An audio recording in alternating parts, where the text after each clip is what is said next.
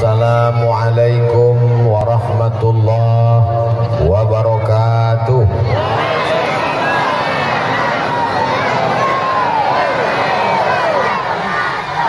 Anak raja pergi menyelam mencari manikam.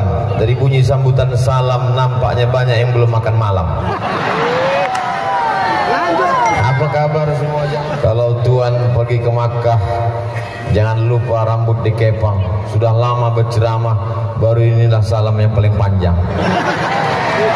Adik-adikku sekalian, simpan buku-buku kalian, bawa pulang, karena itu akan menjadi warisan dibaca oleh anak cucu sampai hari kiamat. Adapun adik-adik sekalian, belajar untuk menulis. Menulislah supaya orang di masa akan datang tahu bahwa kau pernah hidup di masa lalu. Dari mana kita tahu Buya Hamka? Karena dari buku-buku beliau.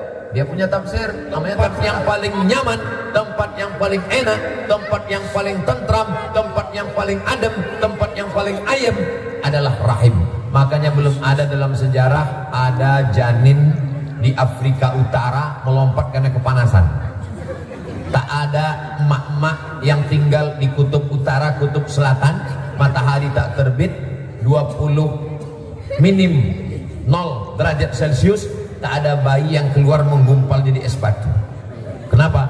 Karena Allah mengatur temperatur yang ada di dalam rahim seorang ibu. Mudah-mudahan dari rahim ibu-ibu lahir anak yang soleh dan soleh. Apa batasan umur anak di tahnik ini Pak Ustadz?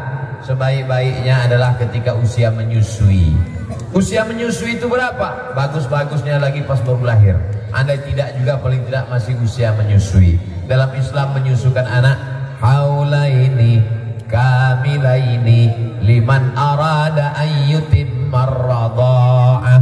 Anak disusukan selama 2 tahun.